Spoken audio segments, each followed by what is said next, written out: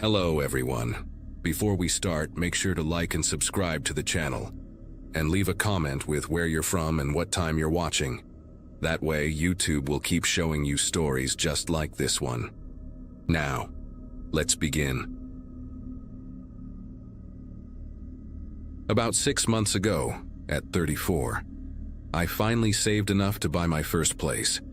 A small ranch-style house on Willow Drive in a quiet neighborhood outside Columbus, Ohio. The house needed work, sure, with its peeling yellow paint and overgrown backyard. But after years of cramped apartments and noisy neighbors, having my own space felt like winning the lottery. I worked remotely as a technical writer for a software company, which meant I spent most days alone in my home office. Just me and my laptop and the occasional video call with colleagues scattered across different time zones. The solitude never bothered me. Actually, I preferred it that way, especially after going through a rough divorce the previous year that left me craving peace and quiet more than anything else. The closet thing started about 3 weeks after I moved in, subtle at first, barely worth mentioning. Every morning when I woke up, the bedroom closet door would be cracked open maybe an inch or two, just enough to notice if you were paying attention.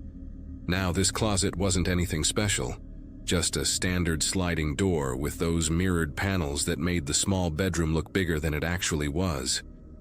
At first I blamed the house settling, or maybe the door wasn't properly aligned on its track, because old houses do weird things, right? But here's what got under my skin.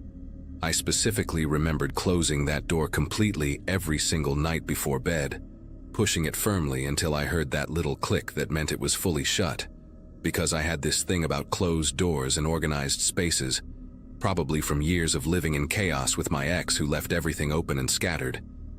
Everywhere. After about a week of this morning routine, wake up, see the gap in the closet door, feel mildly annoyed, I decided to get serious about fixing it. I grabbed my toolbox from the garage, adjusted the rollers on the track, tightened every screw I could find, even sprayed some WD-40 on the mechanism for good measure. That night I made absolutely sure to close it tight, actually stood there for a solid minute watching to see if it would slide back open on its own, but nothing happened. The next morning, same damn gap, maybe even wider this time, like whatever was causing this wanted me to know my little repair job meant nothing. I started taking photos with my phone each night after closing it and each morning when I found it open, creating this weird little collection of evidence that I wasn't going crazy. The breaking point came on a Thursday morning in early November, when I woke up and the door was open about 6 inches, wide enough that I could see into the darkness of the closet from my bed. Something about seeing that black gap in the morning light made my chest tighten in a way I couldn't explain, like when you're a kid and you're convinced something's hiding in the shadows but you're too scared to check. I actually called my buddy Nathan that afternoon, asked him if he wanted to come over for beers, and casually mentioned the door situation, hoping he'd offer some logical explanation I hadn't thought of. Nathan suggested maybe I was sleepwalking, getting up in the middle of the night to open it without remembering, which seemed reasonable enough except for one thing. I'd never sleepwalked in my entire life. Not once, and my ex would definitely have mentioned it during one of our many arguments if I had been wandering around at night doing weird stuff. That's when I decided to buy a camera, one of those small Wi-Fi enabled ones you can hide pretty much anywhere, because I needed to know what was happening in my bedroom while I slept. The guy at Best Buy recommended this tiny thing, barely bigger than a golf ball, that could record in night vision and save everything to the cloud automatically. I mounted it on top of my dresser behind some books, angled perfectly to capture both my bed and the closet door, then spent an embarrassing amount of time testing different positions to make sure it caught everything without being obvious. That first night with the camera running, I actually had trouble falling asleep, kept staring at the closet door like it might suddenly spring open while I watched, but eventually exhaustion won and I drifted off around midnight. My phone set to alert me if the camera detected any movement. The notification woke me at exactly 3:27 in the morning, my phone buzzing insistently on the nightstand. I grabbed it with clumsy fingers, still half asleep and confused, squinting at the screen that showed a motion alert from the bedroom camera. My heart started hammering as I opened the app, expecting to see myself sleepwalking just like Nathan had suggested, ready to laugh at my own paranoia, and maybe schedule a doctor's appointment to figure out why I'd suddenly developed this weird nighttime habit. But when the live feed loaded, I was still in bed, clearly visible in the grainy night vision footage, lying on my side facing away from the closet. The door, however, was moving, sliding open inch by inch with deliberate slowness, like someone was being extremely careful not to make any noise. I stayed perfectly still in bed, watching my phone screen while pretending to sleep, every muscle in my body tensed like a coiled spring. Through the camera feed, I watched the door continue its slow journey until it was open about 8 inches, and then I saw it. A hand, pale and thin in the night vision footage, fingers wrapped around the edge of the door from the inside. The hand just stayed there for what felt like forever but was probably only 30 seconds, gripping the doorframe like it was testing, waiting, making sure I was really asleep. Then came the part that made me bite down on my tongue to keep from making any sound.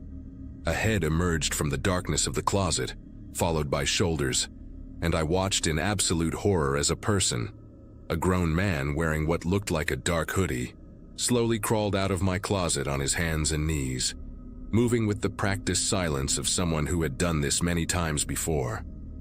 The intruder stayed crouched by the closet for several minutes, and through the camera I could see him watching my bed, his head tilted at an angle like he was listening to my breathing.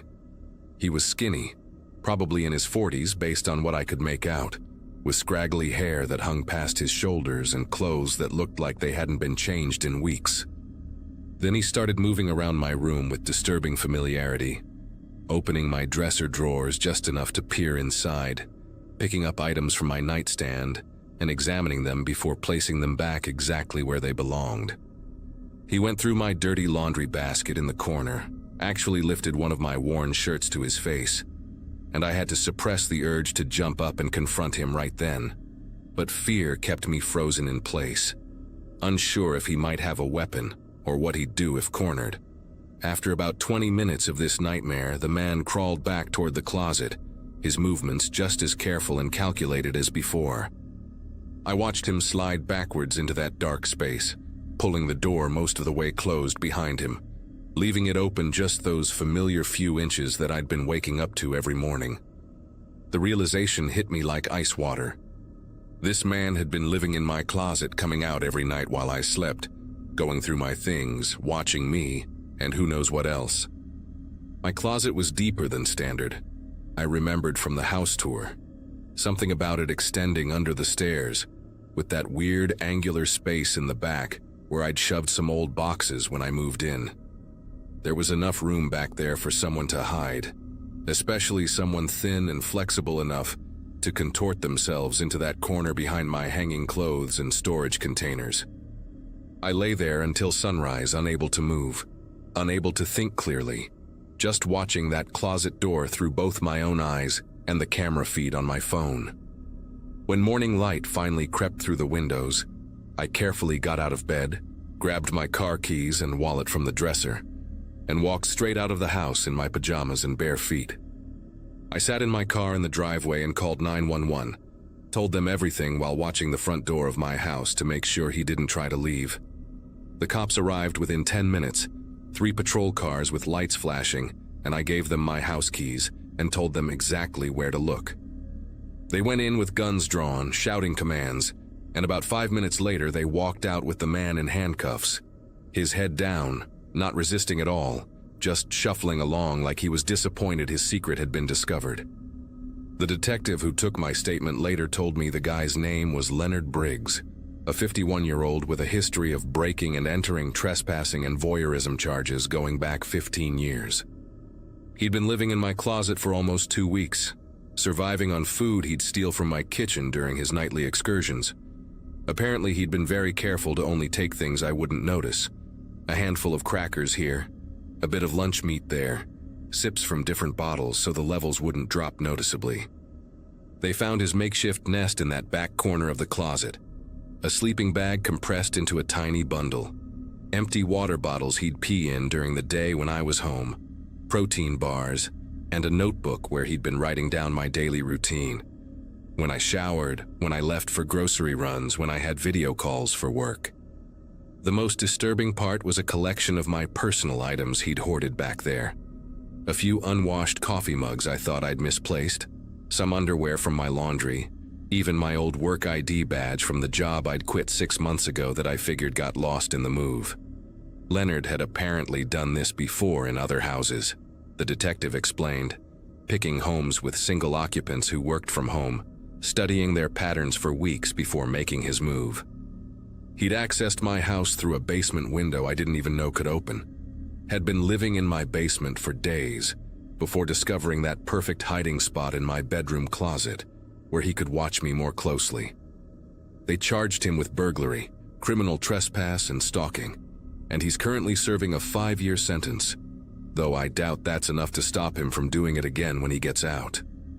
I moved out of that house the next week, didn't even go back to pack properly, just hired movers to grab everything while I waited outside.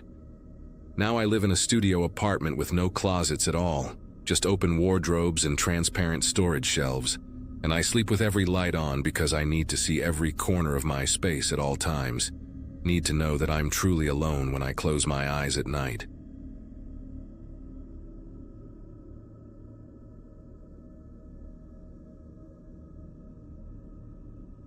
The house on Birchwood Lane caught my eye during a particularly rough patch in my life. 26 and fresh out of a messy breakup, I needed somewhere quiet to rebuild myself, somewhere that didn't echo with memories of shared meals and whispered promises. The realtor, a chatty woman named Gloria with hair the color of expired honey, mentioned the place had been empty for 8 months. She kept adjusting her oversized glasses while explaining how the previous tenants had broken their lease early, something about a job transfer to Seattle. The rent was surprisingly affordable for a 2-story house with original hardwood floors and a sprawling backyard that backed up to a wooded area. I signed the lease that same afternoon, ignoring the musty smell that seemed to seep from the walls and Gloria's nervous habit of checking her phone every few minutes. Moving in took me 3 days in early September, hauling boxes up those creaky stairs until my legs burned and my back screamed for mercy. The master bedroom had this beautiful bay window that overlooked the backyard, though the view was partially blocked by an enormous oak tree whose branches scraped against the glass whenever the wind picked up. I remember unpacking my kitchen stuff first, carefully arranging my grandmother's vintage plates in the cabinets and hanging my collection of mismatched coffee mugs on the little wooden rack near the stove. That first week felt like playing house, like I was pretending to be a real adult with a real life instead of someone whose entire world had crumbled just 2 months earlier. The neighbors seemed friendly enough. The Johnsons next door had twin boys who rode their bikes up and down the street every evening, and old Mr. Garrett across the way would wave from his porch where he sat smoking his pipe and reading newspapers until sunset. The first sign that something wasn't right came about 2 weeks after I'd settled in. I'd bought a whole rotisserie chicken from the grocery store on my way home from work. I was an administrative assistant at a medical clinic downtown. Nothing glamorous, but it paid the bills. I distinctly remember putting half of it in a Tupperware container for lunch the next day, even wrote Tuesday lunch on a sticky note, and slapped it on top. But when I opened the fridge the next morning, bleary-eyed and desperate for coffee, the container was there but completely empty, just a few grease stains on the bottom. I stood there in my pajamas, holding that empty container like it was some kind of puzzle piece that didn't fit. My first thought was that maybe I'd eaten it and forgotten. Maybe I'd had one of those midnight snacking sessions where you barely remember getting out of bed. But the chicken bones weren't in the trash, and I'd checked everywhere, even the bathroom wastebasket, which made 0 sense, but my brain was grasping at straws. Then came the yogurt incident 3 days later. I'd splurged on this fancy Greek yogurt with honey and almonds, the expensive stuff in the glass jars that made me feel sophisticated. Bought 6 jars on Monday, ate 1 that night while watching reality TV and judging people's life choices. Tuesday morning, only 3 jars left. Not empty this time, just gone, vanished like they'd never existed. The refrigerator light flickered when I stood there counting and recounting, as if it was mocking my confusion. I actually called my sister Katie in Phoenix, talking to her while I paced around my kitchen, opening and closing cabinets like the yogurt might be hiding behind the cereal boxes. She suggested maybe I was stress eating without realizing it, that the breakup was affecting me more than I thought. Her voice had that careful tone people use when they think you might be losing it, all gentle and measured like you're a spooked horse that might bolt. The lights were what really started to mess with my head. I'd wake up at random hours, 2 in the morning, 4:30, sometimes right around 3, and there'd be a glow coming from downstairs. Not every night, but often enough that I started keeping a notebook on my nightstand to track it. October 15th, kitchen light on. October 18th, hallway and living room. October 20th, just the lamp by the couch, the one with the crooked shade I kept meaning to fix. Each time I'd creep down those stairs, armed with a baseball bat I'd found in the garage, my bare feet silent on the cold wood. The house would be empty, of course, just me and my racing heartbeat, and the hum of electricity through old wiring.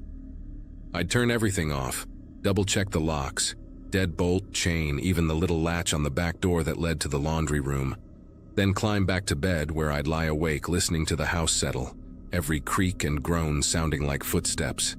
Started to notice other things too, little details that made my skin prickle with unease. My shampoo bottle seemed to empty faster than it should, going from half full to nearly gone in just a few days, when typically a bottle lasted me 2 months.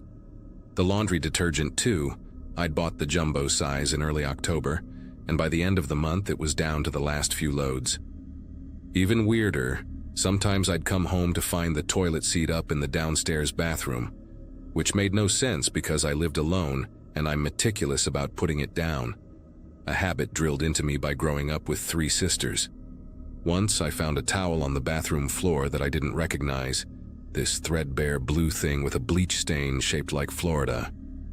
I held it up to the light, trying to remember if maybe it came with the house, if Gloria had mentioned anything about leaving linens behind, but my memory came up blank. By the first week of December, I was barely sleeping. I'd installed one of those doorbell cameras even though the expense made me wince, and I obsessively checked the footage every morning. Nothing. Just the occasional cat slinking across the porch and leaves dancing in the wind. But the food kept disappearing. An entire loaf of bread, a jar of peanut butter I'd just opened, even a whole package of deli ham that I knew I'd put in the meat drawer. I started taking photos of my fridge and pantry before leaving for work, comparing them when I got home like I was playing some twisted version of Spot the Difference. My coworker Janine noticed the dark circles under my eyes, kept offering me her concealer during lunch breaks. I wanted to tell her everything, but how do you explain that your house might be eating your groceries without sounding completely unhinged? The breaking point came 2 days before Christmas. I'd taken a week off work, planning to deep clean the house and maybe paint the spare bedroom this cheerful yellow color I'd seen in a magazine. But first, I decided to be smart about it. Ordered these motion sensors online, the kind that connect to your phone and alert you whenever they detect movement. Spent an entire afternoon setting them up, 1 in the kitchen, 1 in the hallway, 2 in the living room, even 1 pointing at that back door to the laundry room. The guy at the electronics store had looked at me funny when I bought so many, probably thought I was paranoid about burglars. If only it were that simple. That first night with the sensors, I barely dozed off, phone clutched in my hand like a lifeline. Then, at exactly 3:07 in the morning, my phone exploded with notifications. Motion detected. Kitchen, motion detected. Hallway, motion detected. Laundry room. I called the police right then and there, whispering into the phone while I locked my bedroom door and shoved my dresser against it. The dispatcher, a woman with a smoky voice who sounded like she'd heard it all, told me to stay put and keep the door locked. 2 officers arrived within 15 minutes, though it felt like hours as I sat on my bed, clutching that baseball bat and listening to every sound in the house. Officer Brennan was older, probably close to retirement, with gray stubble and eyes that looked tired even at 3 in the morning. His partner, Officer Diaz, couldn't have been much older than me, kept fidgeting with his radio while they searched the house. I watched from the top of the stairs as they went room by room, flashlights cutting through the darkness, checking closets and behind furniture. They found nothing, nobody, just an empty house with all the windows locked tight. Brennan suggested maybe it was mice or even possums that got in somehow, triggering the sensors, but I saw the look they exchanged, that universal expression of dealing with a hysterical woman who's probably imagining things. The next night, same thing. 3 in the morning, sensors going crazy. This time I had my phone recording video when the police arrived, showing them the timestamp, the pattern of movement from the kitchen through the hallway to the laundry room. Officer Diaz seemed more interested this time, asked if I'd noticed anything missing besides food. When I mentioned the toiletries and the strange towel, he wrote it all down in his little notebook, his pen scratching against the paper in the quiet house. They searched again, more thoroughly this time. Brennan even went into the basement, a creepy, unfinished space I'd avoided since moving in, full of old pipes and concrete walls that seemed to sweat moisture. Still nothing. But Diaz pulled me aside before they left, told me to call immediately if it happened again, gave me his direct number scribbled on the back of his business card. His hand lingered on my shoulder for just a moment, and I could see real concern in his eyes, not the dismissive look I'd gotten used to. The third night changed everything. Christmas Eve, and I was sitting in my living room with every light in the house blazing, drinking my 4th cup of coffee and watching the motion sensor app like it was the season finale of my favorite show.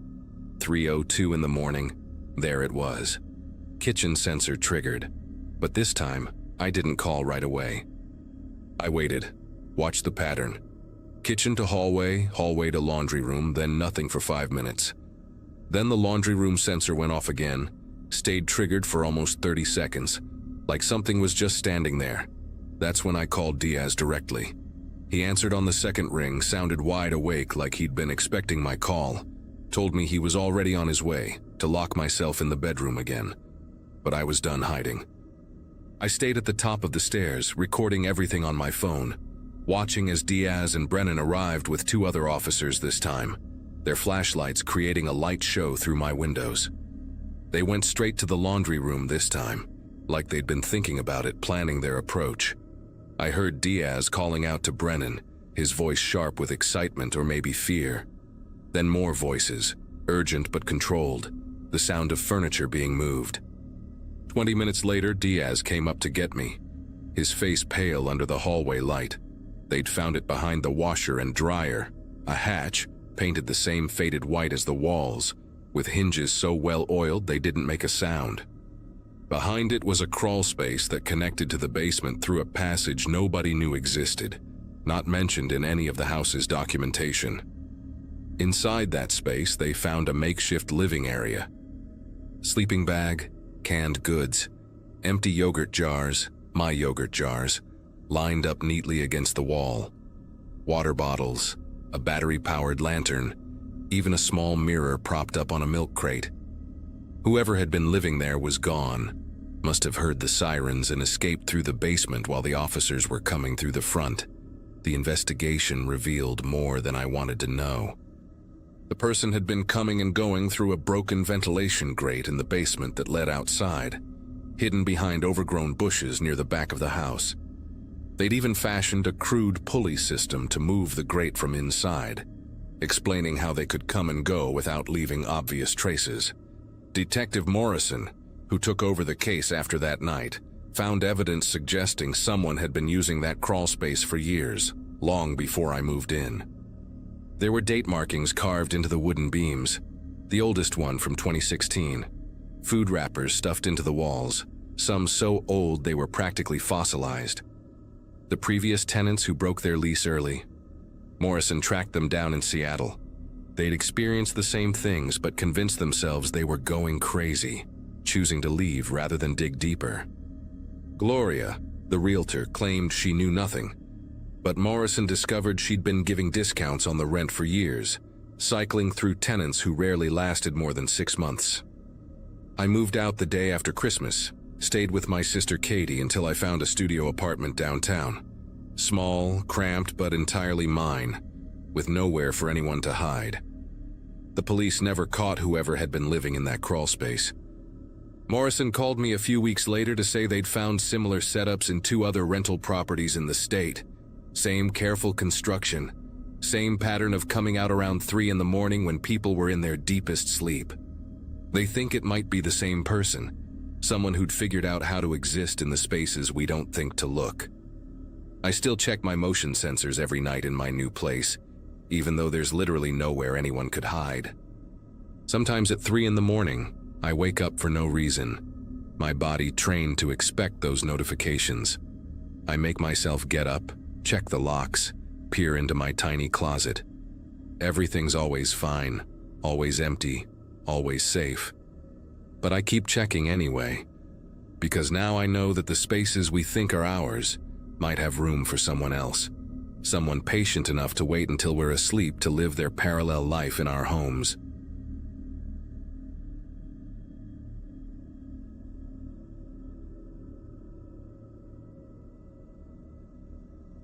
February in Colorado gets brutal. But that afternoon when I walked through the Victorian on Riverside Court, sunlight was streaming through those huge bay windows like the universe was trying to tell me something. My realtor, Cheryl, this woman with hot pink nails who wore way too much perfume, kept checking her phone and rushing me through the tour, mentioning 3 other couples were coming to see it that same day. I was 31, had just finalized my divorce papers the week before, and desperately needed somewhere that didn't remind me of my ex-husband's cologne or his stupid baseball trophies. Original hardwood floors creaked under my feet as I explored each room, and that wraparound porch sealed the deal for me. What Cheryl didn't mention, what I had to find out later from the mailman, was that the previous owners had packed up in the middle of the night 3 months earlier, leaving half their furniture behind. The property management company had cleaned everything out, painted over whatever needed painting, but nobody in the neighborhood seemed to want to talk about why the Fosters left so suddenly. Moving day came 2 weeks later, and I threw myself into making that house mine with an energy I hadn't felt in years.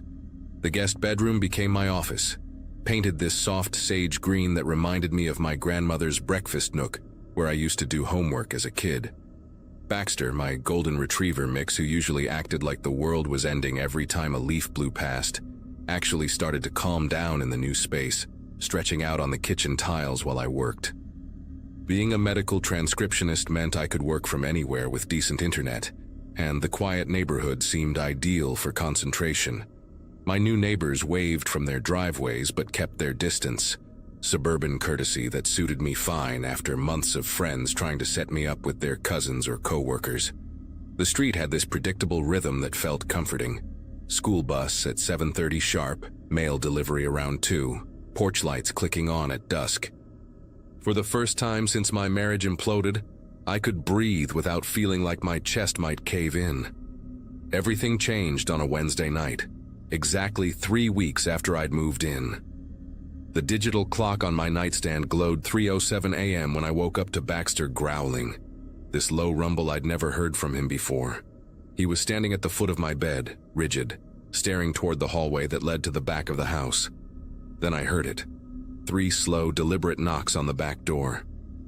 Not frantic pounding like someone in trouble, not the quick rap of a drunk person at the wrong house. These knocks had a rhythm to them, almost ceremonial. Knock, pause, knock, pause, knock. Each one seemed to echo through the house longer than it should have. Baxter's growl turned into a whine, and he backed up until he was pressed against my legs. I lay there, barely breathing, telling myself it was just tree branches or maybe a raccoon, even though I knew damn well neither of those things knock in perfect intervals. The knocking stopped after maybe 30 seconds, but I couldn't go back to sleep. I spent the rest of the night sitting up in bed with every light in my bedroom on, Baxter curled up beside me, both of us jumping at every creak the old house made. When morning finally came, I checked the back door. Nothing disturbed, no footprints in the flower bed below the porch, no explanation for what we'd heard. I even asked my neighbor, Howard, this retired mechanic who seemed to know everything about everyone on the street, if he'd heard anything strange during the night. He just looked at me for a long moment, then muttered something about possums getting bold this time of year before hurrying back inside. The way he avoided eye contact made my skin prickle. That night, I double-checked all the locks, left the porch lights on, and went to bed hoping it was just a one-time thing, some teenager playing a prank or something equally harmless. 2 nights passed without incident, and I had almost convinced myself I'd imagined the whole thing. Then Friday hit, and at 3:11 a.m. the knocking returned.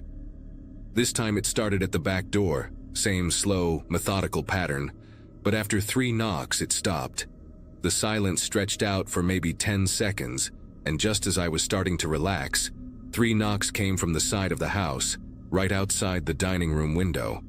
Baxter went absolutely ballistic, barking and snarling like I'd never seen, but he wouldn't leave my bedroom, wouldn't go investigate.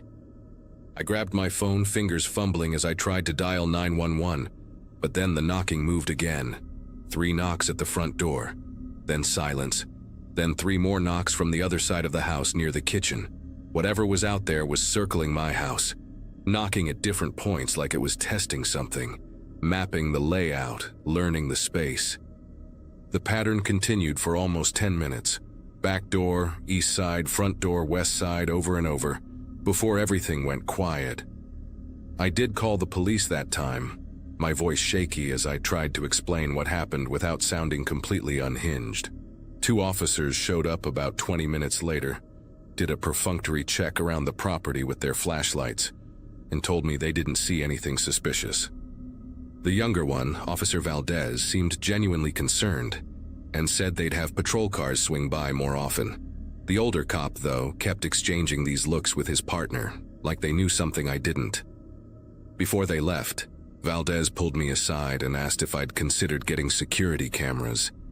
Said it real quiet, like he didn't want his partner to hear. The way he said it, urgent but careful, made me realize this wasn't the first time they'd been called to this street for something like this. That weekend, I drove 40 minutes to the nearest electronics store and bought 4 cameras, the best ones I could afford, determined to catch whatever sick person was doing this. Installing those cameras gave me a sense of control I hadn't felt since the knocking started. My brother-in-law, Frank, came over Sunday afternoon to help set them up, 1 covering the back door, 1 on each side of the house, and 1 watching the front porch. The system connected to my phone so I could check the feeds any time, and it would send alerts for any motion between midnight and 6 a.m. Frank, bless him, didn't ask too many questions, just made sure everything was working and showed me how to save footage to the cloud. That first night with the cameras, I actually managed to sleep a few hours, feeling like I finally had some armor against whatever was happening. Monday passed peacefully, then Tuesday, and I started to think maybe whoever it was had seen the cameras and decided to find an easier target. I should have known better. Predators don't just give up when you make things slightly harder for them. They adapt, they wait, they find new ways to get what they want.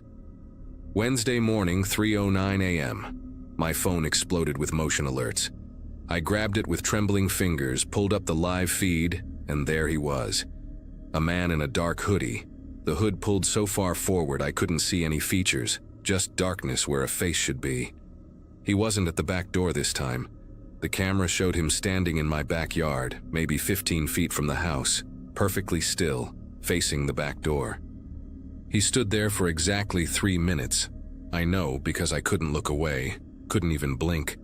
Then he raised his right hand and knocked 3 times in the air, like he was knocking on an invisible door. The motion was slow, deliberate, exactly matching the rhythm I'd been hearing. Then he turned and walked to the east side of the house, disappearing from that camera's view. The side camera picked him up, showed him standing there, making the same knocking motion in the air. He continued this pattern, circling my house, stopping at each point where he'd knocked before, but never actually approaching the doors or windows, never touching anything, just standing at a distance, going through the motions, like he was rehearsing something or performing some kind of ritual. I called 911 while watching him circle my house for the 3rd time, my voice high and panicked, as I tried to explain what was happening. The dispatcher kept asking if he was trying to break in, if he had any weapons visible. And I kept saying, no, he's just standing there, knocking on nothing. Please just send someone. By the time the police arrived 12 minutes later, the longest 12 minutes of my life, he was gone, vanished between one camera angle and the next, like he knew exactly where the blind spots were. Officer Valdez showed up again, this time with a detective named Reeves, who took everything much more seriously. They reviewed all the footage on my phone, copied the files, took down every detail I could remember. Detective Reeves kept pausing the video, zooming in, trying to get any identifying features, but the hood and the darkness made it impossible. She asked me if I recognized the build, the walk, anything about him, but all I could see was that deliberate, measured way he moved, like someone who had all the time in the world and knew exactly what he was doing. Detective Reeves pulled me aside while Valdez checked the perimeter again and told me straight up that this behavior was escalating. She said the pattern, the testing, the circling, the way he never approached from the same angle twice, suggested someone who was studying my routines, learning when I was most vulnerable. She'd seen similar cases, she said, though she was careful not to give too many details. The way her jaw tightened when she talked about it told me enough. She gave me her direct number, told me to call immediately if anything else happened, and suggested I might want to stay with friends or family for a while. But where was I supposed to go? My parents lived 3 states away. My sister had a new baby and no room, and I'd just spent everything I had on this house. That night, I pushed my dresser in front of the bedroom door, kept all the lights on, and sat up with Baxter, refreshing the camera feeds every few minutes, waiting for him to come back, because somehow I knew he would. People like that don't just stop. They escalate, just like the detective said. 3 nights later, he didn't come to my house. The motion alerts that woke me at 3:15 a.m. weren't from my cameras. They were from the app glitching, showing me static where the feeds should have been. I grabbed my phone to call Detective Reeves, but before I could dial, I heard sirens, lots of them, converging somewhere close. Baxter was pacing, whining, but not at my doors or windows. He kept looking toward the front of the house, toward the street. I crept to my front window, peered through the curtains, and saw police cars, ambulances, the whole circus, 3 houses down at the Andersons' place, the elderly couple who'd always waved when they walked their ancient beagle. My phone rang, Detective Reeves, and her voice was tight, professional, asking if I was okay, if my doors were locked, if I'd seen anything. She couldn't give me details, she said, but they needed my camera footage from the past week, all of it, immediately. The way she said it, I knew the Andersons weren't okay. I knew that whoever had been circling my house, learning my patterns, had moved on to an easier target when I'd made myself too difficult. The guilt hit me like a physical blow. I'd basically pushed him toward my neighbors by installing those cameras, by being vigilant, by not being the easy victim he'd wanted. Detective Reeves called me 2 days later with an update I'll never forget. They'd caught him, not at the Andersons' house, but at another home 6 blocks away, caught in the act of trying to break in through a basement window at 3 a.m. The homeowner, a nurse who worked night shifts, had come home unexpectedly and called 911 when she saw him. His name was Russell Carpenter, 43 years old, lived alone in an apartment complex 2 miles away. When they searched his place, they found notebooks, dozens of them, filled with detailed observations about houses in our neighborhood, sketches of layouts, notes about routines, which houses had dogs, which had security systems when people left for work. My house had 16 pages dedicated to it. The Fosters, the family who'd lived there before me, had 12 pages, ending with a note that said, "Moved away," and the date they'd left. The detective said he'd been doing this for at least 2 years, maybe longer. 7 home invasions they could definitively link to him, all following the same pattern: the knocking, the circling, the studying, then striking when he'd learned enough. The Andersons had survived, barely, hidden in their bathroom while he ransacked their house. Detective Reeves said my cameras probably saved my life, that he'd clearly decided I was too risky after seeing himself on video. Russell Carpenter is serving 25 to life now, but I still wake up sometimes at 3 a.m., and I still check those cameras, because even though I know he's locked up, I can't shake the memory of watching him knock on invisible doors, practicing for the real thing.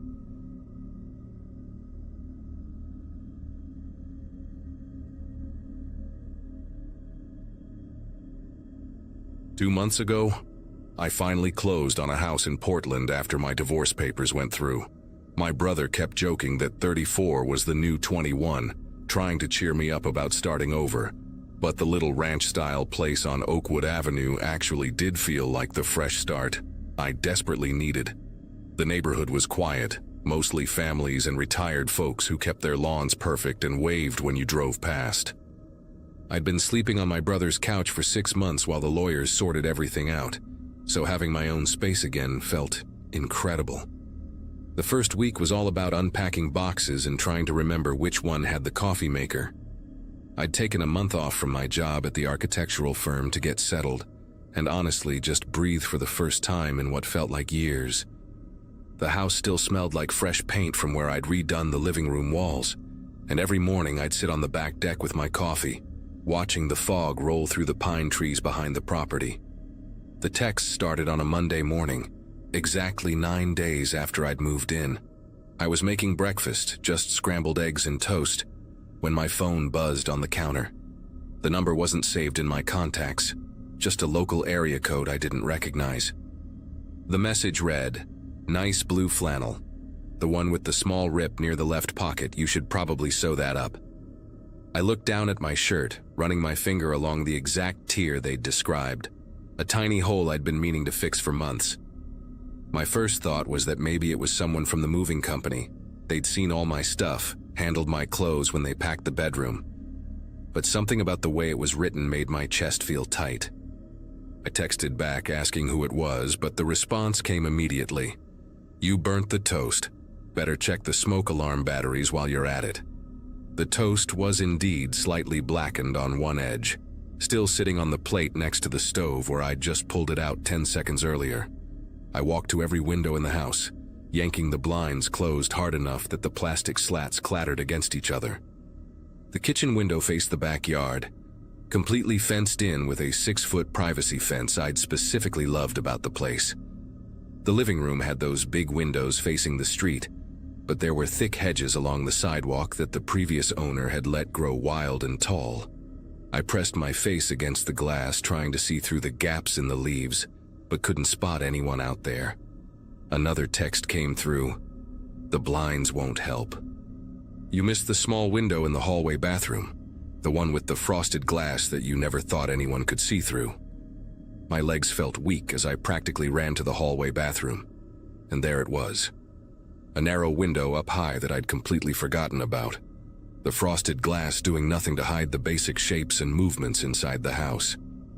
The rational part of my brain kept trying to find explanations while I stood on the toilet lid, struggling with the old paint-sealed window lock. Maybe it was the previous owner playing some sick prank, or neighborhood kids with too much time on their hands.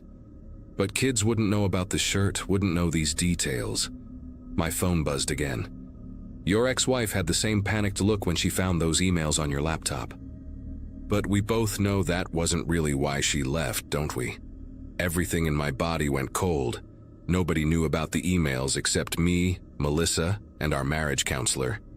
The emails weren't even the affair she'd suspected, just me talking to a headhunter about job opportunities in California, planning to uproot our entire life without telling her. It was the betrayal of that secret planning that had really ended things, not the suspected infidelity she never found evidence of, because it never existed. I called the police immediately, but the officer who answered sounded like she was reading from a script when she explained they couldn't do much about non-threatening messages. The texts were creepy, sure, but there were no direct threats of violence, no explicit statements about harming me. She suggested I block the number and document everything, maybe file for a restraining order if I could figure out who was sending them. While I was still on the phone with her, another message popped up. "Calling the police won't help. Officer Dana always says that, doesn't she? She's working the dispatch desk today because of her broken ankle. Skiing accident 3 weeks ago." I walked outside with the phone still pressed to my ear, looking up and down the empty street. The officer on the line was indeed named Dana, and when I asked about her ankle, there was this long, uncomfortable pause before she admitted she'd fractured it skiing in Montana recently. That's when the real panic started eating at me. This person knew things that required access to so many different parts of my life: my divorce documents, my daily routines, even real-time information about the police dispatcher. I spent the next 2 hours on the phone with Verizon demanding they trace the number. The customer service rep kept transferring me to different departments, each one more confused than the last about what I was asking for. Finally, I got through to someone in their fraud department who took me seriously. He put me on hold for almost 30 minutes, and when he came back, his voice had changed completely. The number was registered to a prepaid phone, paid for in cash at a convenience store in my neighborhood 6 weeks ago. But here's what made him nervous enough to give me information he probably wasn't supposed to share. The phone's GPS showed it had been within a 3-block radius of my house for the past 9 days, basically since I'd moved in.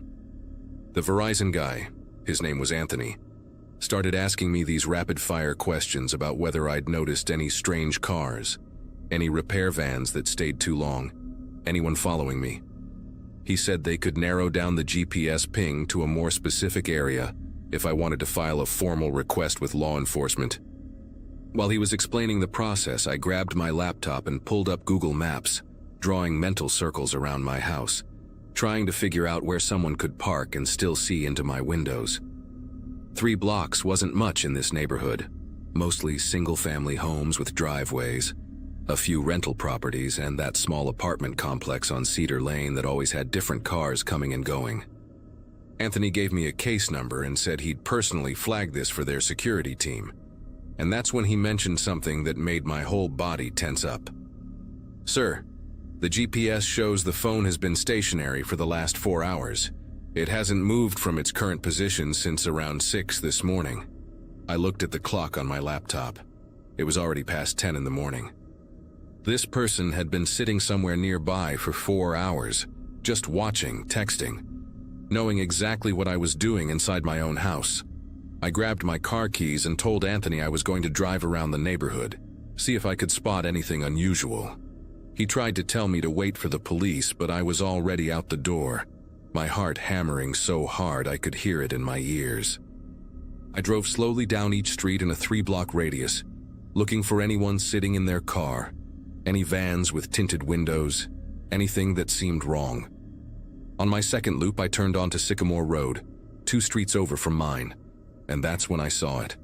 A beige Toyota Camry with Oregon plates parked perfectly to have a clear view down the gap between 2 houses, straight into my living room window. The car was running, exhaust visible in the cool morning air, and I could make out the dark silhouette of someone in the driver's seat, holding something up to their face that looked like binoculars, or maybe a camera with a long lens. I pulled up behind the Camry and sat there for maybe 10 seconds trying to decide what to do. Part of me wanted to call 911 right then, but another part needed to know who this was, needed to see their face. I got out of my car slowly, my phone recording video in my jacket pocket, and walked toward the driver's side window. The person inside must have seen me in their side mirror because they suddenly lowered whatever they were holding and started fumbling with something in the passenger seat. When I got close enough to see inside, my brain couldn't quite process what I was looking at. It was a woman, probably in her late 50s, with gray hair pulled back in a neat bun and wearing what looked like medical scrubs. She had this whole setup on her passenger seat: a laptop, multiple notebooks, what appeared to be printed photos of my house from different angles, and a telephoto camera. She looked at me through the window with these pale blue eyes that seemed completely calm, almost serene, like we were meeting at a coffee shop instead of this insane situation. Before I could say anything, she rolled down the window halfway and spoke in this soft, measured voice that sounded like she'd rehearsed it. "Hello, Brian. I was wondering when you'd find me. My name is Dorothy, and I used to live in your house. Well, not your house exactly, the house that was there before they tore it down and built yours." She pulled out a folder from between the seats and held it toward me with steady hands. "I grew up there. Lived there for 43 years until the bank took it in foreclosure 5 years ago. My husband died in the room where your living room is now. Cancer. Took him 14 months to go, and I sat with him every single day in that exact spot where your television is." Her voice never wavered, never showed emotion, just stated facts like she was reading a grocery list. Inside the folder were old photographs of a completely different house, a 2-story colonial with white siding and green shutters, and dozens of pictures of her family throughout the years. Birthdays, Christmases, a wedding reception in what was now my backyard. She explained how she'd been working as a home health aide since losing the house, how she'd saved every penny to try to buy it back, but the developer got there first and demolished everything. She'd watched them tear it down from this exact spot on Sycamore Road, she said, counted every swing of the wrecking ball. The personal details she knew about my divorce came from a paralegal at my lawyer's office, where she'd done overnight cleaning shifts for extra money. She'd read through papers left on desks, memorized details about the new owner who would be living where her life used to exist. The thing about Officer Dana came from her police scanner app, which she listened to religiously, especially when it involved the neighborhood. She showed me notebooks filled with observations about everyone who lived within a 5-block radius, their routines, their visitors, their Amazon delivery patterns. It wasn't just me. She had files on all the neighbors, but I was special because I was living in her space, sleeping where her children had slept, cooking where she'd made 43 years of dinners. I stood there on Sycamore Road for what felt like an hour, but was probably only 10 minutes, listening to her calmly explain how she'd figured out ways to see into the house from various angles, how she'd tested different positions until she found the perfect spot. She talked about the bathroom window like it was her greatest discovery, how the frosted glass created shadows that let her track movement through the house. When I told her I was calling the police, she just nodded and said she understood, that she'd been expecting it since the day I moved in. While we waited for them to arrive, she asked if she could have one more look at the house just from the street, and something in her voice finally cracked. Not much, just a tiny tremor when she said the word house. The police took her away quietly. No drama, no resistance. She was charged with stalking and harassment, and I got a restraining order that prevents her from coming within 500 feet of the property. But even now, 2 months later, I still check that bathroom window every morning, still feel exposed in my own living room, and sometimes I wonder if she's out there somewhere beyond that 500-foot line, still watching, still remembering the house that isn't there anymore.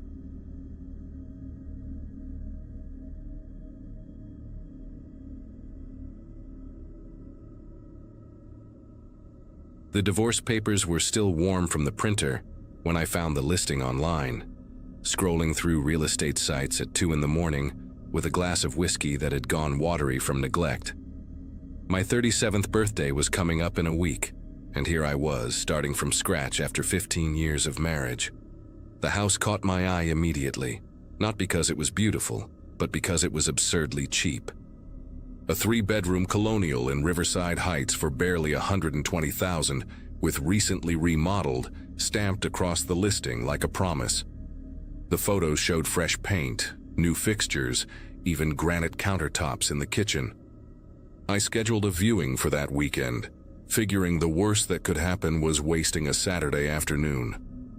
The realtor, a woman named Candace with platinum hair and nails that clicked against her clipboard, met me at the property on a humid Saturday in July. She seemed nervous, constantly checking her phone and rushing through the tour like she had somewhere else to be. The house smelled like fresh paint and carpet cleaner, almost overwhelming in its intensity. Every room had been gutted and redone. New drywall, new floors, everything pristine and sterile like a model home. When I asked about the previous owners, Candace just shrugged and said something vague about a job relocation. The price was firm, she said, and they wanted a quick cash sale. No inspections, no contingencies.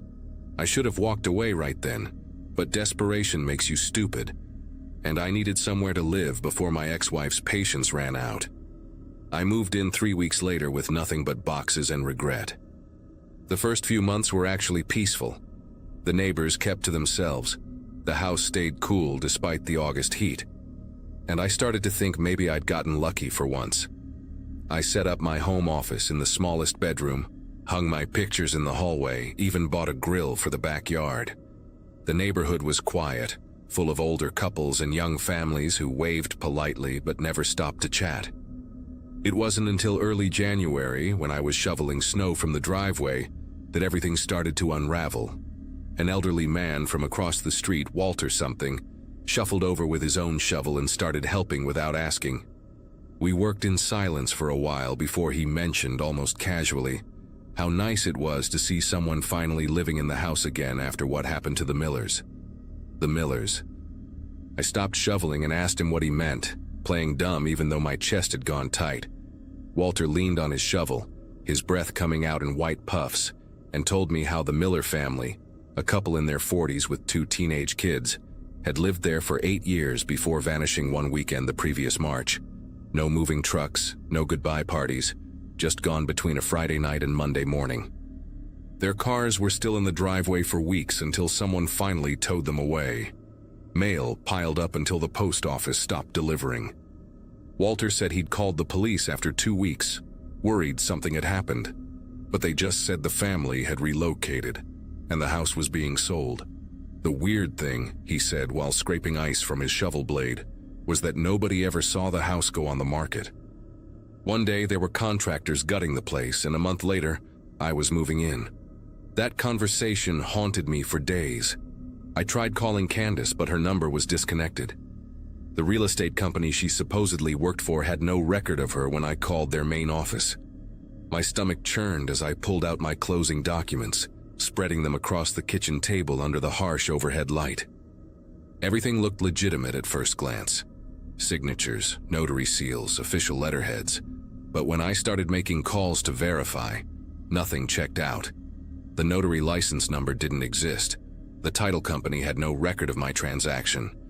The attorney listed on the papers had been disbarred 3 years ago. Even the bank account I'd wired my money to was registered to a shell company that dissolved the day after my payment cleared. I spent the next week diving deep into property records at the county courthouse, telling my boss I had the flu while I sat in that fluorescent-lit basement surrounded by dusty filing cabinets and ancient computers. The chain of ownership for my address was a maze of false leads and dead ends. According to official records, the Millers still owned the house.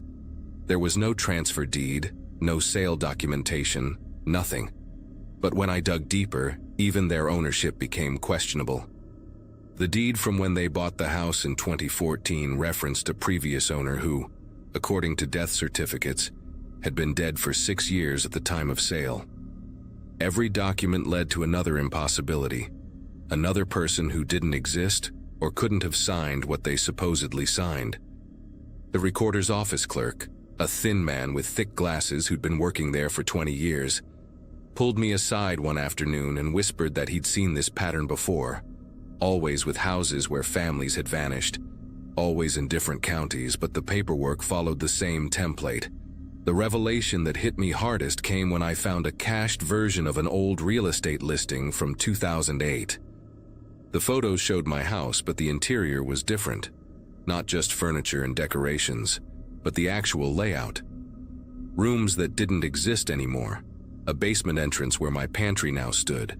Windows in places where I had solid walls. I printed everything and drove home in a daze, parking in my driveway as the sun set behind the identical suburban roofs. Inside, I walked through each room with the old photos in my hand, trying to match what I was seeing with what had been. That's when I noticed it. The dimensions were wrong. The house was smaller now, maybe by a third. Where had all that space gone? I grabbed a measuring tape and started checking walls, finding spots where the drywall sounded hollow in places that should have been exterior walls, places where the house should have ended but didn't. I became obsessed with the walls. Every night after work, I'd tap along them with my knuckles, listening for changes in sound, marking hollow spots with pencil. The master bedroom's east wall was the worst. It ran 15 feet longer than it should have according to the original blueprints I'd found.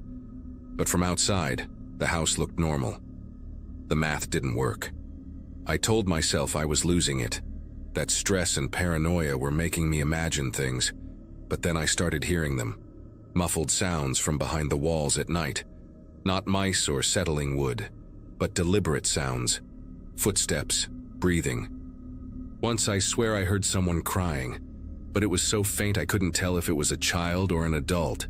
I'd press my ear against the drywall and hold my breath, trying to pinpoint the source, but the sounds would stop the moment I got close. Like whoever was there could sense me listening. 3 weeks into my investigation, I couldn't take it anymore. At 2 a.m. on a Wednesday, armed with a hammer and a flashlight, I went to the master bedroom's impossible wall. The first hit cracked the drywall. The second punched through and a smell hit me. Stale air mixed with something organic, like a closed room where someone had been living for too long. I pulled away chunks of drywall, my heart hammering against my ribs. Behind it was another layer of wall, older, with faded wallpaper showing tiny yellow roses. I kept going, demolishing a section about 2 feet wide, until I found it. A door, painted over so many times it almost blended with the wall. The doorknob had been removed, leaving just a hole filled with plaster. I clawed at the paint around the edges until I could get my fingers in the gap, and pulled. The door opened inward with a grinding sound, revealing a narrow hallway that shouldn't exist. The hallway stretched about 20 feet, lit by a single bulb that somehow still had power. The walls were covered in that same rose wallpaper, but sections had been torn away, revealing messages scratched directly into the drywall underneath. Names and dates going back decades. The Robertsons, 1987-1991. Jennifer and Kevin Huang, 1995-1999. The Millers, 2014-2023. Each family name I recognized from my research, people who had supposedly sold their houses and moved away. At the end of the hallway were 3 doors. The first opened to a small room with a chemical toilet, packages of food and water bottles, some empty, some still sealed. The second room had 4 mattresses on the floor, blankets neatly folded at the foot of each one. Children's toys were scattered in one corner, including a stuffed elephant with one eye missing. The third door was locked from the outside with a padlock that looked brand new. Behind it I could hear movement, shuffling feet, whispered voices that went silent when I touched the lock. I ran back through the hidden hallway, stumbling over my own feet, and grabbed bolt cutters from my garage. When I returned and cut the lock, the door swung open to reveal 4 people huddled in the corner of a windowless room. A man and woman in their 40s, and 2 teenagers, a boy and girl. They were thin, pale, wearing clothes that had been washed too many times. The woman started sobbing when she saw me. They were the Millers. They'd been living in the walls of their own house for almost a year, moved from room to room through a network of hidden passages, by someone who came every few days with food and water, someone who wore a mask and never spoke. The same person who'd approached them one night with a gun, forced them into the walls, then renovated their house around them, sealing them inside. They'd heard me living in their house, heard me watching TV in what used to be their living room, heard me on phone calls in their kitchen. They'd been too terrified to make noise because he'd threatened to kill them if anyone found out. But lately, they'd been getting desperate as the food deliveries became less frequent. I called 911 immediately, but even as I explained the situation, I knew how insane it sounded. The police arrived within minutes, followed by ambulances and what seemed like every news van in the state. The investigation that followed uncovered a network of properties across 6 states with similar hidden spaces, some still containing families who'd been missing for years. The person orchestrating it all was never caught. The fake documents were so sophisticated that federal investigators suspected multiple people were involved. Someone with access to government databases, someone in real estate, someone in construction. The Millers were relocated into witness protection after receiving death threats, and I moved out that same week, staying in hotels until I could find a legitimate apartment.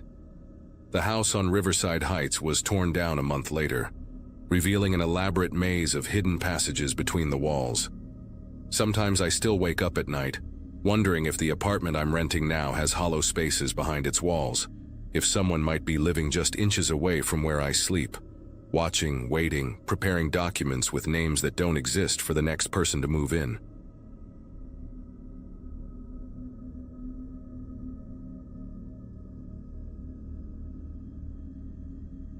The lease paperwork showed my birth date clear as day, April 1989, which meant I'd turned 34 just weeks before signing.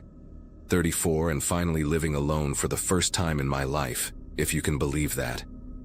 I'd spent years bouncing between roommates, then moved back home after my dad got sick, and by the time he recovered, I was desperate for my own space.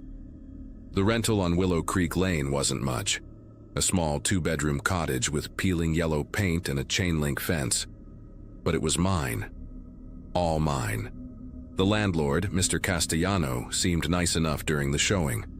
Older guy, maybe in his 60s, with reading glasses that hung on a chain around his neck, and a habit of jingling his keys while he talked.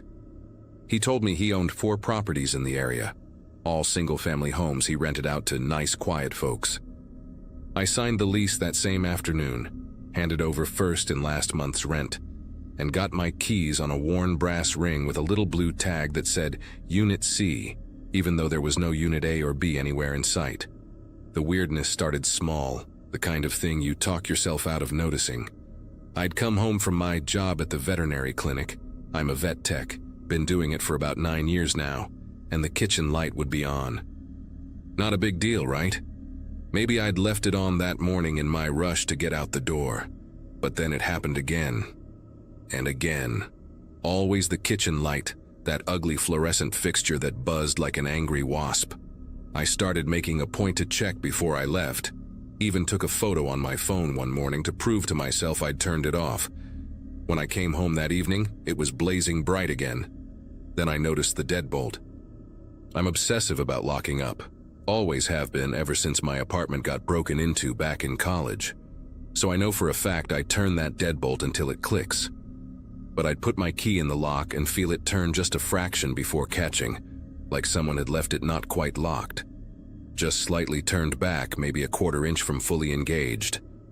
It made this weird grinding sound, metal on metal, that set my teeth on edge every single time. I called Mr. Castellano on a Wednesday morning, trying to keep my voice casual even though my heart was doing this annoying flutter thing in my chest. Hey, just wondering, has anyone been coming by the house? Like for inspections or anything? There was a pause, then that jingling sound of his keys in the background. Oh, sure, he said, like it was the most normal thing in the world. That's just Vincent, my maintenance guy. He checks the furnace filters, looks for leaks, that sort of thing. Standard stuff. I should have mentioned it in the lease, my apologies. He laughed, this wheezy sound that crackled through the phone. Vincent's been working for me for 15 years. Good guy. Very thorough. He has keys to all my properties.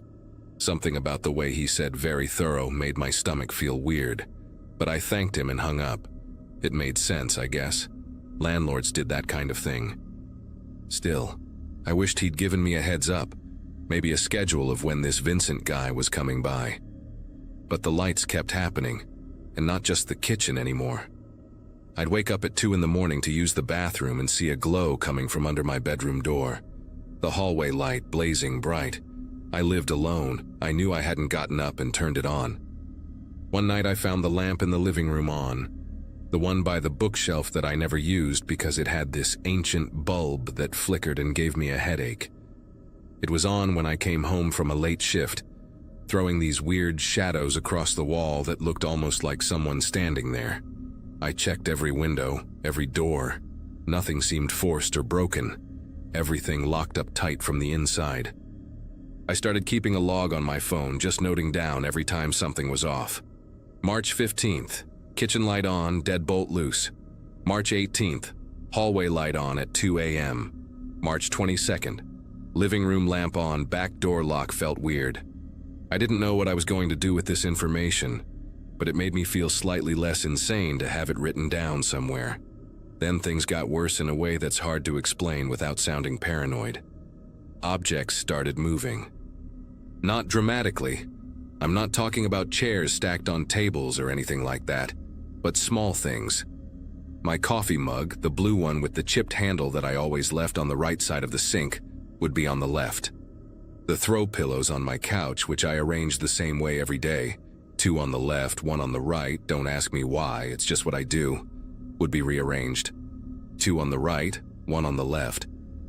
The bathroom door, which I kept closed because the mirror inside faced my bedroom, and it creeped me out at night, would be standing wide open. I'd close it before bed, and by morning it was open again.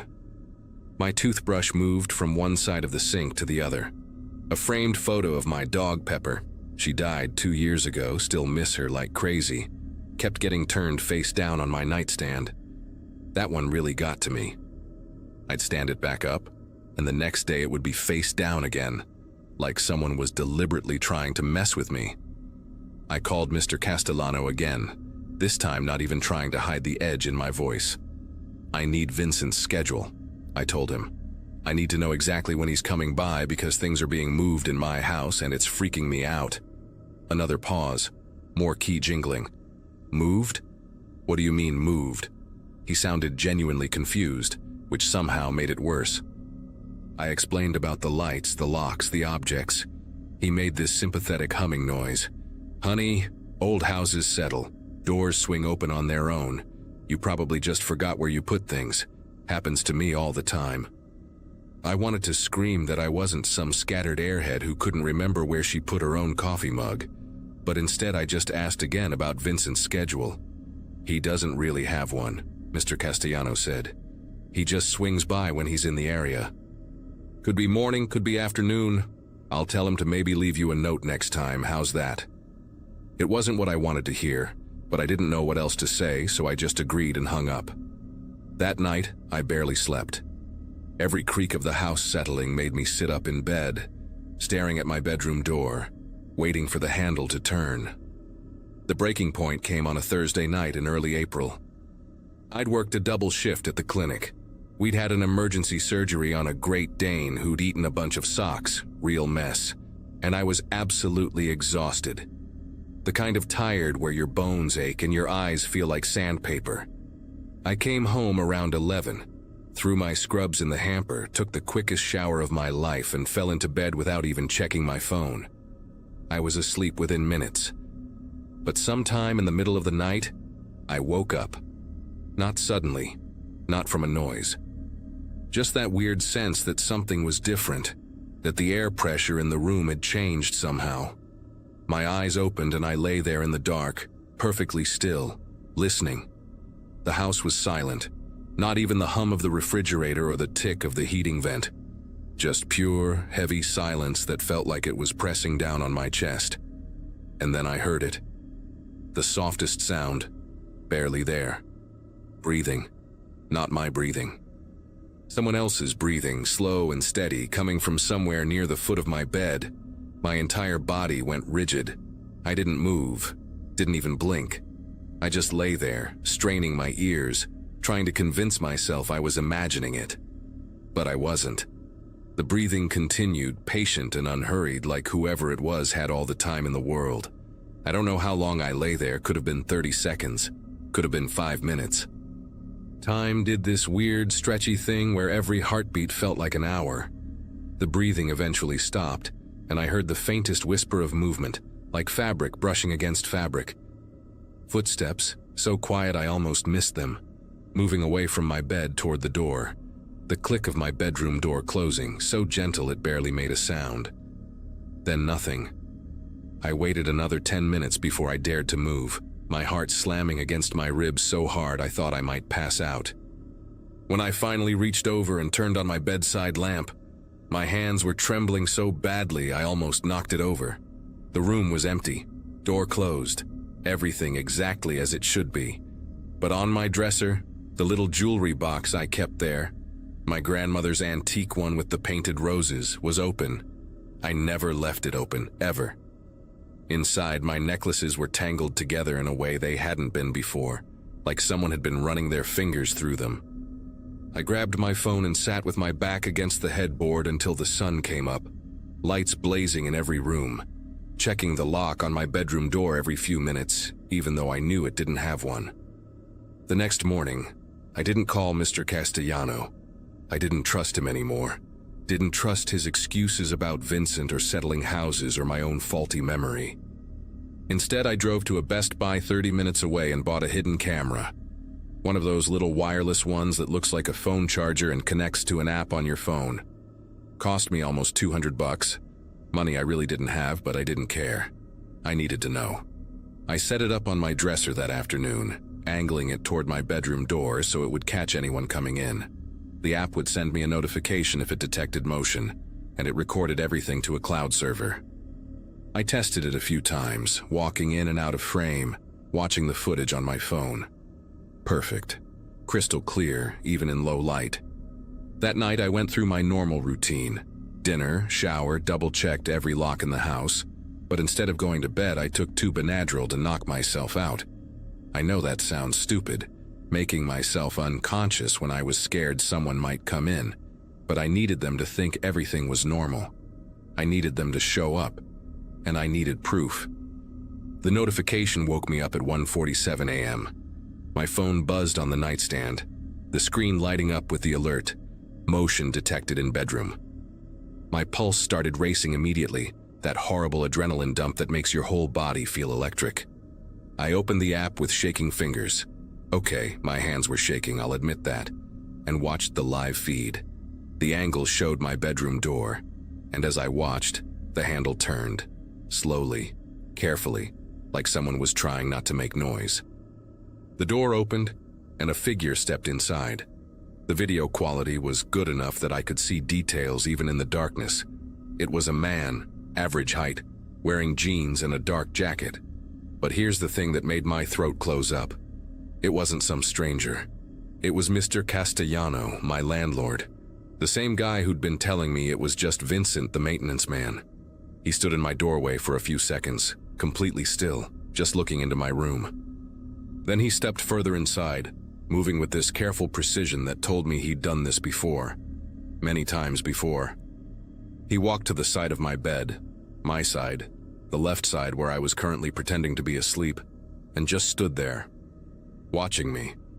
I could see him on my phone screen, this dark silhouette looming over where I lay, and I had to bite my lip to keep from making a sound.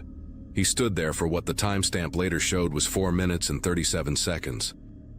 4.5 minutes of him just standing beside my bed, staring down at me while I pretended to sleep. At one point, he leaned down slightly and I swear I could feel the displacement of air near my face. My eyes were squeezed shut under the blanket, my breathing measured and slow even though my heart was trying to pound its way out of my chest. Through my phone screen, which I had tilted just enough to see while keeping it hidden under my pillow, I watched him reach out. His hand hovered over my hair, which was spread across the pillow, and for a horrible second I thought he was going to touch me. But he pulled back. He straightened up, turned slowly, and walked to my dresser. The jewelry box. He opened it. That same painted rose box, and I watched him sift through the necklaces, picking up a silver chain my mom had given me for my 21st birthday and holding it up to what little light came through the window. Then he put it back, closed the box, and moved to my closet. He opened the door, which I always kept closed, and just stood there looking at my clothes for another minute. The whole time, his movements were casual, unhurried, like he was browsing a store, like he had every right to be there. Finally, he walked back to the door, paused to look at me one more time, and left. I heard the soft click of the front door lock engaging a minute later. I waited until I saw his car pull away. I jumped up and looked out the window, watched his old Buick sedan disappear down Willow Creek Lane, before I let myself fall apart.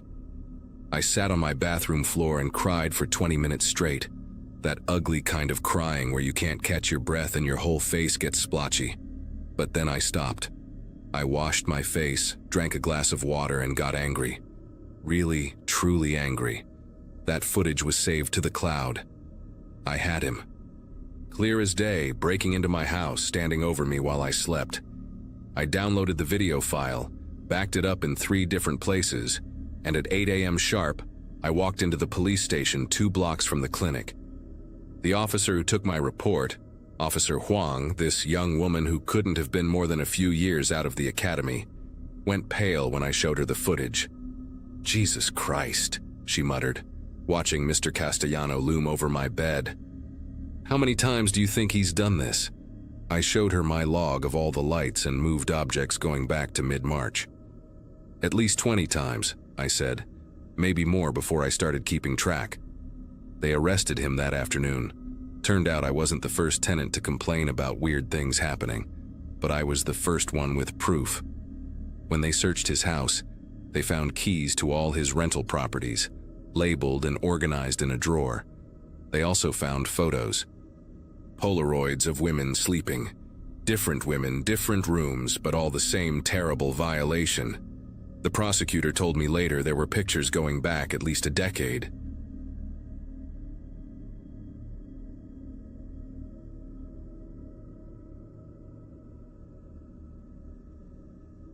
I moved into that apartment with a sense of relief more than excitement.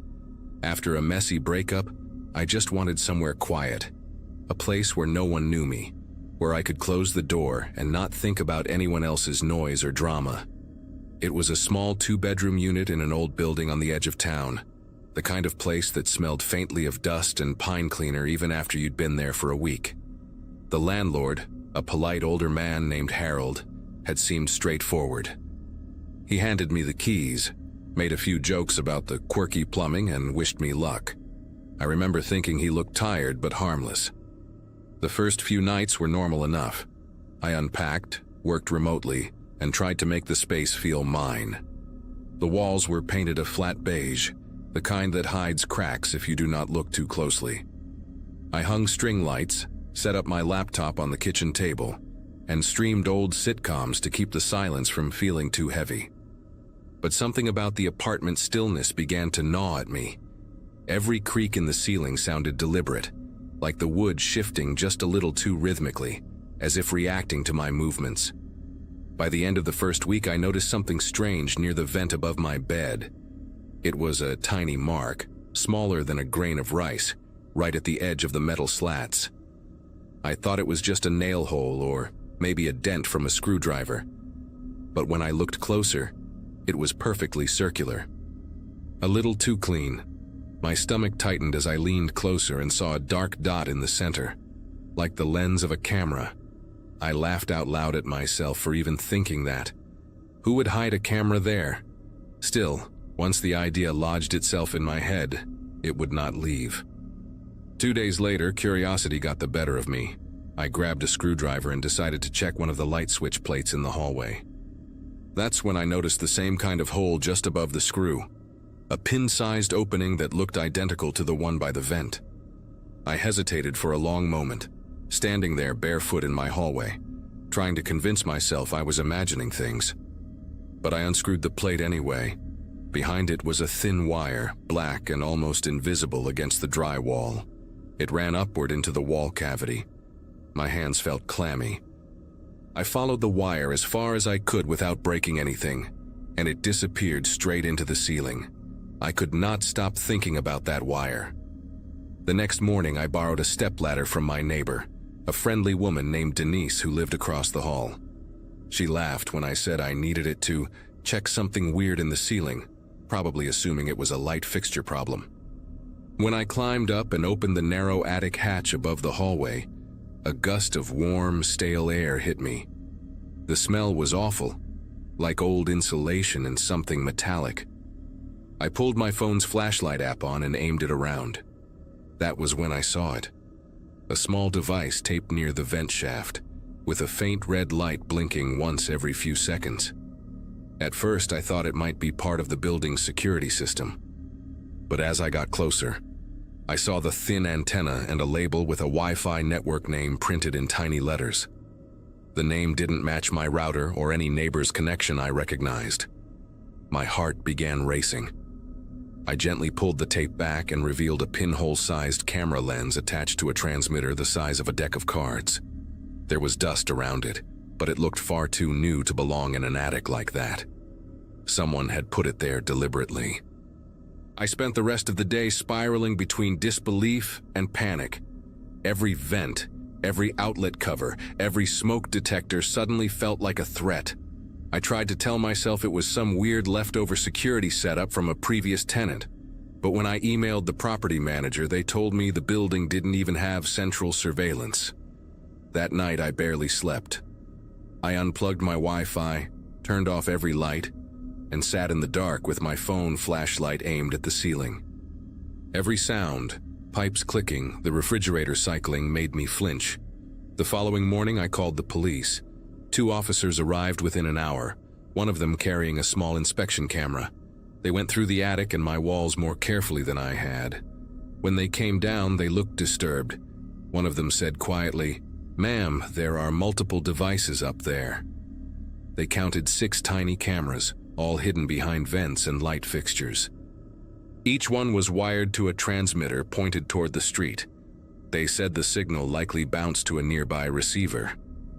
I remember sitting at my kitchen table, clutching a coffee mug just to keep my hands occupied, while they made calls for a warrant. They came back later that evening with a detective and a technician who specialized in digital forensics. The technician carried a small scanner and a portable monitor. He climbed into the attic again, and within minutes he called down that the devices were broadcasting an open feed. When he patched into the signal, the detective's expression hardened. The live footage showed my bedroom. The bed, the dresser, the nightstand, everything. My knees went weak. The technician muted the screen quickly, but the image burned into my head. I had been living there for nearly 3 weeks. The next few hours felt surreal. They traced the Wi-Fi transmitters and determined the signal had been routed through a small server found behind a wall panel in the basement. It wasn't connected to the building's main network. It had its own separate line running outside the property. The detective asked if I had any information about the landlord before Harold. That was when I remembered. The previous owner had passed away, and Harold had been managing the property for only a year. The detective exchanged a look with his partner and told me they'd need to bring him in for questioning. The building was treated as a crime scene for 2 days. I stayed with a friend across town while investigators removed drywall and collected the hidden devices. Every new discovery made the situation worse. They found microphones too, tucked behind wall outlets and vents. Apparently, the footage had been streaming to a private server that linked to a subscription-based website.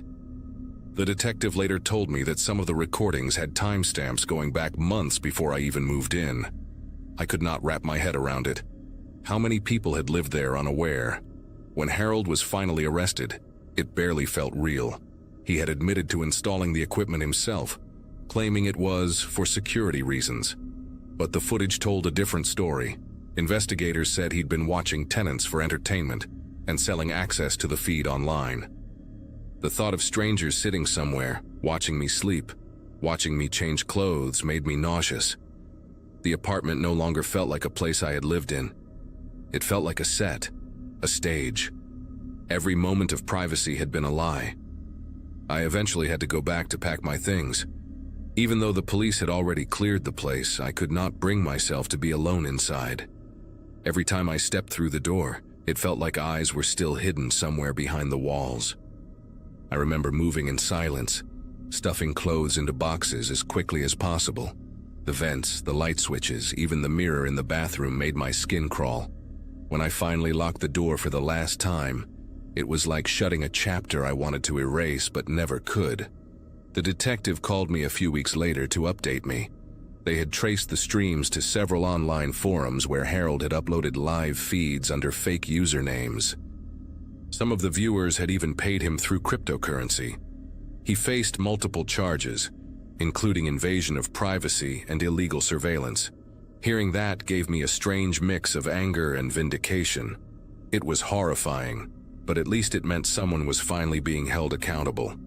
I still check my ceiling vents in every new place I live. I can't stop myself. Even now, I catch myself thinking about all the moments that camera must have seen. The phone calls I made to my mother, the nights I cried after work, the times I danced around the kitchen while cooking, moments that were supposed to be mine. It's strange how easily trust can be destroyed by something you can't even see. I learned more about paranoia in that 1 month than I had in my entire life. Sometimes people on forums ask me why I didn't notice sooner, how I could have missed something like that.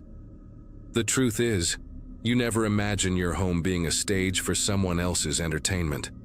You never think to question the silence or the air vent above your bed. But once it happens to you, once you've lived inside that kind of invasion, you never unsee it. Even when I close my eyes, that little red light in the attic still blinks in the dark.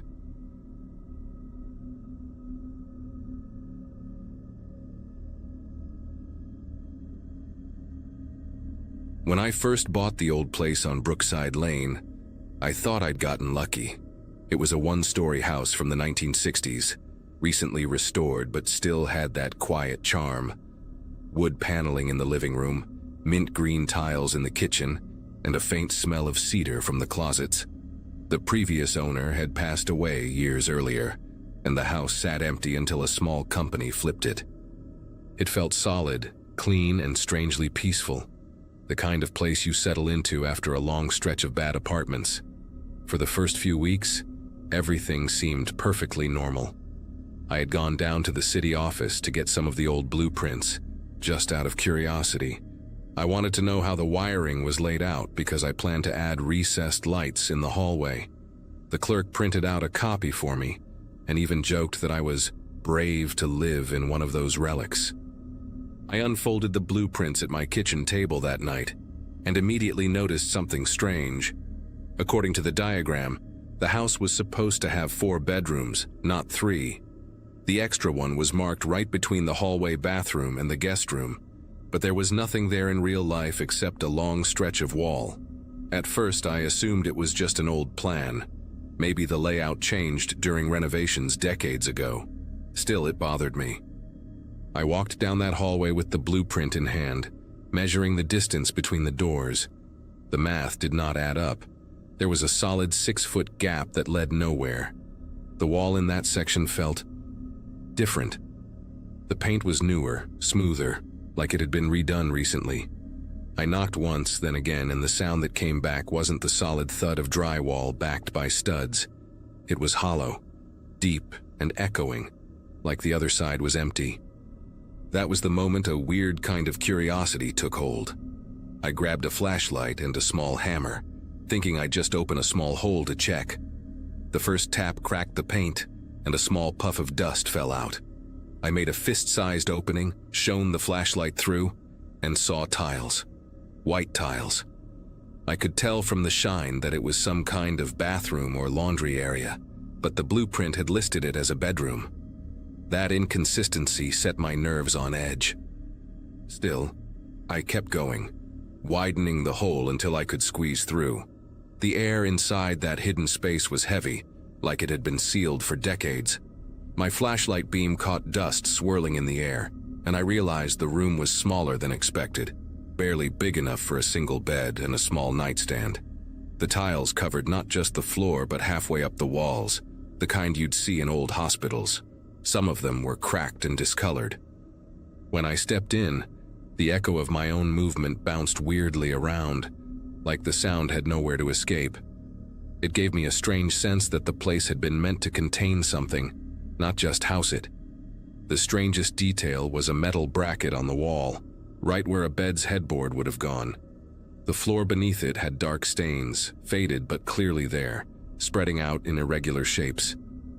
My mind tried to rationalize. Maybe paint, maybe rust. But deep down I knew it wasn't that. I crouched down and noticed tiny fragments stuck in the grout, dark reddish-brown that had turned almost black. The smell there was faint but distinct, a sour metallic trace that no renovation could have completely erased. Then I noticed the camera. It was small, old-fashioned, the kind with a thick lens and a wire running behind the tiles into the wall. It pointed directly toward the spot where the bed had once been. I remember standing there, staring at that lens for a long time, like I expected it to suddenly blink to life. My flashlight caught a faint engraving on the camera's metal frame. Security Vision 1984. It wasn't a modern installation. Someone had put that there long before the house was ever flipped or repainted. I pulled back, uneasy now, and started searching for where the wire led. It disappeared behind a false panel near the floor. When I pried it open, I found an old junction box with 2 disconnected cables and a stack of yellowed photos wrapped in plastic. My hands hesitated before opening it, but curiosity got the better of me. The photos showed that same room, same tiles, same bracket, but with a bed in place and a person lying on it. The images were grainy and colorless, but one thing was clear. Whoever took them had been watching, not documenting. I backed out of that room and sat on the hallway floor for what felt like hours. Every sound in the house suddenly seemed sharper. The creak of wood, the hum of the fridge, even the faint wind outside. I sealed the opening with a tarp that night, too unsettled to look at it again. I called a friend, Caleb, who worked in construction, and asked him to come by the next morning. I did not tell him everything, just that I had found a hidden room. He laughed at first, said old houses always had weird surprises. That laugh faded the moment he stepped inside and saw the stains. Caleb wanted to take the camera apart, but I stopped him. I felt like disturbing anything else would somehow make things worse. We ended up patching the wall temporarily, covering the entrance with a sheet of plywood until I decided what to do. That night, I slept in the living room with every light on. Around 3 in the morning, the smoke detector started beeping, the low battery kind of sound. But when I climbed on a chair to remove it, I realized it wasn't the detector at all. The sound was coming from inside the wall, near where the hidden room was. The next day, I hired an electrician to trace the old wiring. He found that one of the cables from that sealed space connected to an outlet behind my bedroom dresser, a hidden line that shouldn't have existed. He said it looked like someone had tapped into the power decades ago, possibly to run surveillance equipment. That same afternoon, I went back to the city office and asked about the previous owner. The file showed the name Evelyn Morris. She had lived there from 1967 to 1994, then vanished from local records. No sale, no forwarding address, nothing.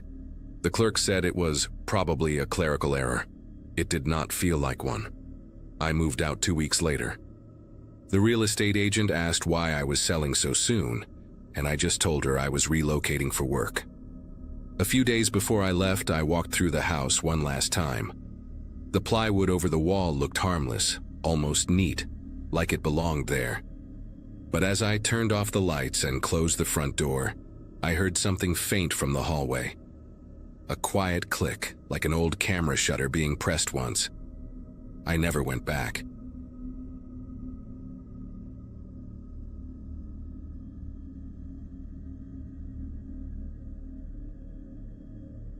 Buying that old house felt like the best decision I had made in years.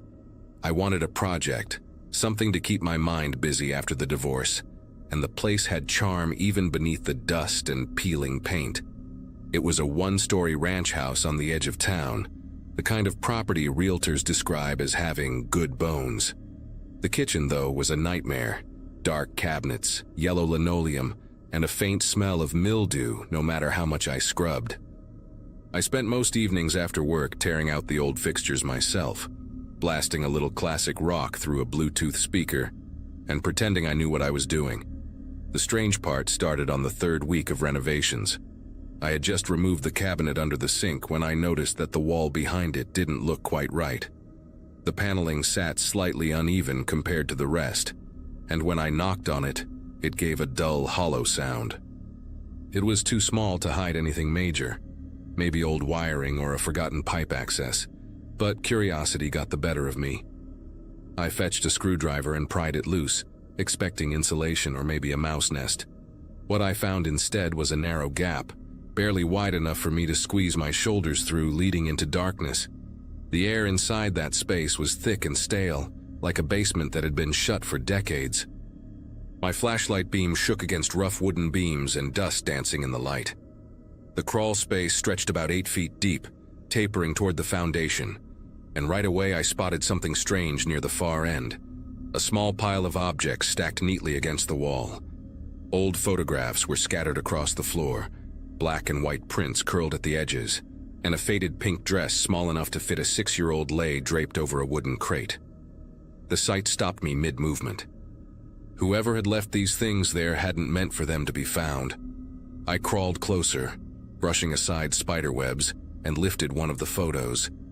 It showed a group of children playing on a front lawn, their faces smudged with age but still visible.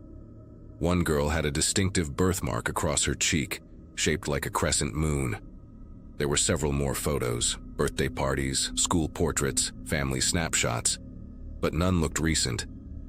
Beneath them sat a sealed metal box about the size of a shoebox, heavy and cold to the touch. The latch was rusted but intact. I hesitated for a moment, then pried it open with my screwdriver, expecting old letters or coins. Instead, I saw several disposable flip phones lined up like artifacts in a museum. Each phone was labeled with a strip of masking tape, handwritten numbers, and faded blue ink across the backs. The batteries had been removed, but one of the compartments still held a SIM card. My flashlight caught a reflection off something scratched into the metal lid. 3 letters and a date so faint I could barely make them out. It looked like initials, maybe someone's way of keeping track. My first thought was that it belonged to the previous owner, some paranoid collector or amateur detective. But the more I stared, the more uneasy I felt. Why hide burner phones behind a wall? I brought the box into the kitchen, wiped my hands on my jeans, and sat on the dusty floor just staring at it. Curiosity overrode common sense. I turned one of the phones over in my hand, wondering if I could get it to power on. Most of the devices looked identical, the same cheap silver model popular in the early 2000s. The serial numbers were still legible, though, etched into the plastic beneath the battery slots. Out of habit, I snapped a photo with my own phone, mostly because I wanted to figure out the brand later, maybe post about it on a repair forum. Later that night, I searched a few of the serial numbers online. It was just idle curiosity at first, but one of the results stopped me cold. The exact same sequence appeared in a scanned PDF of a local newspaper article, an old piece about an unsolved child abduction case from the same county. The article mentioned that authorities had found a disposable phone near the scene, its serial number partially linked to several others believed to be connected. I remember scrolling back and forth between my photo and the document multiple times, comparing every digit until there was no doubt. It was the same number. I barely slept that night. Every sound in the house felt louder, more deliberate. The groan of settling wood, the tick of the refrigerator, even the wind pushing against the siding. When morning came, I decided to call the sheriff's office. I half expected them to dismiss me or tell me to drop the box off for evidence, but the woman who answered transferred me almost immediately to an investigator. He asked me to stay put and not touch anything until someone arrived. His tone wasn't casual. It carried the kind of clipped urgency that makes your heartbeat feel uneven. 2 deputies showed up less than an hour later, their patrol car crunching over the gravel driveway. One of them, a tall man with a weathered face and sunburned neck, introduced himself as Detective Lang. They asked me to walk them through everything, how I found the space, what I touched, and whether anyone else had been inside the house since I bought it. Lang kept glancing toward the crawl space like he already knew what they would find. When he finally crouched down and aimed his flashlight inside, he muttered something under his breath and asked his partner to photograph the area before moving anything. The next few hours blurred together. They collected the box, bagged the clothing, and took the photographs for evidence. I signed a short statement, then sat at my dining table while they made calls on their radios. One of them mentioned the name of a detective from an old task force, someone who had retired years ago, but had worked that abduction case. Hearing them say that out loud, confirming the connection, made the whole thing shift from eerie curiosity to something heavy and personal. That missing child had been around the same age as my niece. Over the following week, the sheriff's office kept in touch. They ran the serial numbers and confirmed several phones matched devices listed in old evidence logs. A local paper even ran a small update about new findings in a cold case but left my name out of it, thankfully.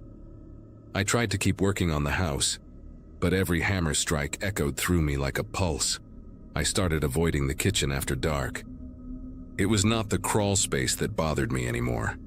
It was the thought that someone had stood in that exact spot years ago, hiding those things piece by piece. About 10 days later, Detective Lang came back alone. He said the investigation was ongoing, but there was something else they had found. One of the phones still contained fragments of text messages recovered from a backup server. Short messages, mostly numbers and meeting points. He did not give me details, but his expression changed when I asked if they had found out who used the house before me. He told me quietly that the property had changed hands twice since the early 2000s, and that one of the prior owners had left abruptly, abandoning most of their belongings. That phrase stuck in my head long after he drove away. The house grew quieter after that visit, though not in a comforting way. I would wake in the middle of the night convinced I heard movement under the floorboards, soft and deliberate, like someone shifting their weight. I told myself it was the pipes or the settling foundation, but once you connect a home to a crime like that, every sound becomes suspect. I thought about selling, even called a realtor, but something held me back. It felt wrong to walk away before knowing the full truth. A few weeks later, I received a call from the sheriff's office. They had identified fingerprints on the inside of the metal box, prints belonging to one of the victim's family members. It turned out that the mother of the missing child had worked briefly for the family who owned my house decades earlier. She used to clean there on weekends, sometimes bringing her daughter along. The phones, the photos, even the clothing, they all connected to a time when several children vanished from nearby towns. They believed my crawl space had been used to hide communication devices between whoever orchestrated those disappearances. That revelation should have brought closure, but it did the opposite. Knowing that I had been living above a space once used for something that vile made the air in that kitchen impossible to breathe. I tore out the rest of the cabinets, had the entire crawl space sealed with concrete, and replaced the flooring. For a while, I tried to convince myself that normal life could return, that the house could still feel like mine. But even after repainting, reflooring, and filling the place with light, the silence underneath it never felt empty. Last month, I finally moved out. I did not bother selling the property. I just rented it out to a young couple who seemed thrilled by the low price. I told them about the renovations, not the history. Part of me wonders if I should have warned them, but another part hopes they never find that panel, or the things buried beneath it. I still drive by sometimes on my way home from work. The lights glow through the kitchen window now, warm and normal. Still, every time I pass, I slow down just a little, half expecting to see that loose panel leaning open again.